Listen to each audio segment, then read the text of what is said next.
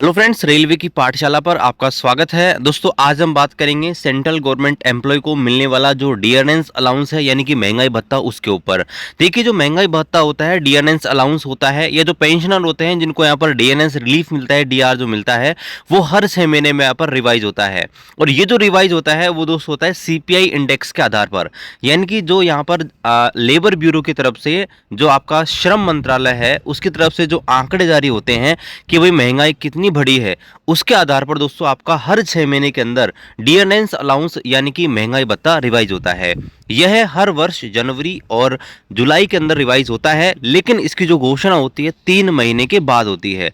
तो यहाँ पर चलिए देखते हैं, यहाँ पर अपडेट आ चुका है। तो यहाँ पर नवंबर मंथ के नतीजे यहाँ पर जारी किए जा चुके हैं, और फिर दिसंबर का और बाकी है, और उसके बाद जो है आपका ये रिवाइज यहाँ पर हो जाएगा। तो चलिए शुरू करते हैं आज के इस वीडियो को। तो यहाँ पर देखिए दोस्तों, ये रहा अपडेट 1/6/1/2025 का। और यहाँ पर आप देखेंगे तो government of India, ministry of labour and employment, labour bureau, press release, consumer price index for industrial worker, November 2024। देखिए, हर महीने की एक रिपोर्ट आती है, तो उस महीने में कितनी यहाँ पर कीमतों में बढ़ोतरी हुई है या कौन सी चीज़ें यहाँ पर सस्ती हुई है, उनके बारे में यहाँ पर बताया जाता है। और ये जो रिपोर्ट आती है दोस्तों, 1 महीने डिले आती है। यानी कि आप देख सकते हैं, ये नवंबर की रिपोर्ट अब आई है, कब? जनवरी में। यानी कि दिसंबर खत्म हो चुका है, लगभग 1 महीने के बाद आपकी रिपोर्ट आई है। और जनवरी के एंड में, यानी कि फरवरी के फर्स्ट वीक तक आपका दिसंबर की रिपोर्ट आएगी। और फिर हम जो है जुलाई से लेकर और दिसंबर 2024 तक कितना जो आपका महंगाई बढ़ा है, उस आधार पर डीए का कैलकुलेशन यहाँ पर होता है। तो यहाँ पर आप देखिए consumer price index for industrial worker. तो यहाँ पर देखिए लेबर ब्यूरो ने अपनी रिपोर्ट यहाँ पर जारी करी है, और यहाँ पर देखिए ये अलग अलग यहाँ पर 13 मार्केट स्प्रेड हैं और 88 इंडस्ट्रियल इंपोर्टेंट सेंटर हैं, जहाँ पर जो यहाँ पर वर्कर काम कर रहे हैं उनके आधार पर जो है ये यहाँ पर तय किया जाता है। तो यहाँ पर आप देखेंगे, और तो सीपीआई इंडेक्स जो है यहाँ पर 2024 नवंबर का, वो दोस्तों इन्होंने रिमेन यहाँ पर रखा है। शॉकिंगली दोस्तों, यहाँ पर कोई यहाँ पर चेंज नहीं किया गया है, यानी कि CPI index same to same रखा गया है।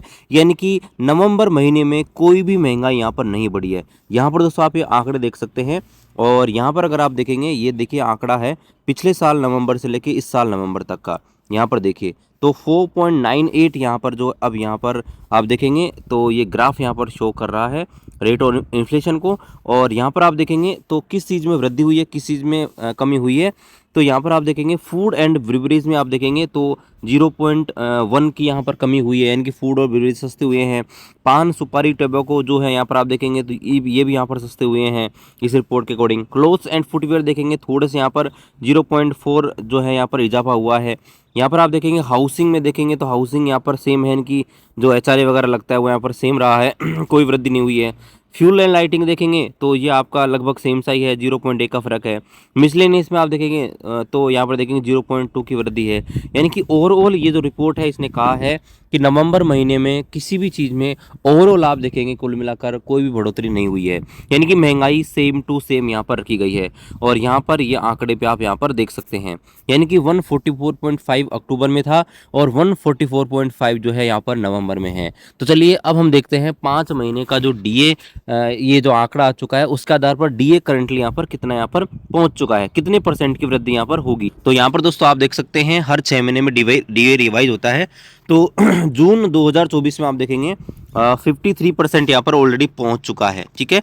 यानी कि यहाँ पर आप देखेंगे तो जून 2024 में 53% की अनाउंसमेंट हुई थी, और उस समय जो आप देखेंगे सीपीआई इंडेक्स 141.4 था। अब यहाँ पर आप देखेंगे तो 6 महीने का जो है यहाँ पर वापस रिवाइज होने वाला है, यानी कि जुलाई से लेकर दिसंबर तक का। अब यहाँ पर आप देखेंगे नवंबर में 144.5 है, यानी कि सेम इट इज़ रखा है।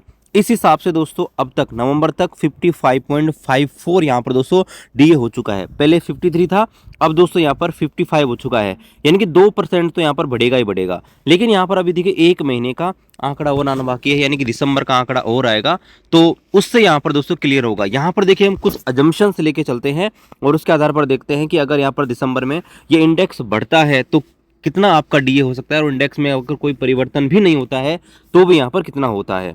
तो हम मान के चलते हैं कि दिसंबर के अंदर भी जो है आपका मान लीजिए ये महंगाई सेम टू सेम रहता है, यानी कि सीपीआई आईडब्ल्यू जो है सेम टू सेम रहता है 144.4, तो भी दोस्तों आपका जो डीए है 56% हो जाएगा, यानी कि 3% जो है उसकी वृद्धि आपको देखने को मिलेगी। यहाँ पर मान लीजिए अगर इसको हम 0.5 से बढ़ा देते हैं, यानी कि 145 यहाँ पर कर देते हैं, मान लीजिए अगर हमने 145 कर दिया तो भी दोस्तों ये 56 यहाँ पर रहने वाला है, और 144.5 करेंगे तो भी दोस्तों यहाँ पर ये 56 रहने वाला है।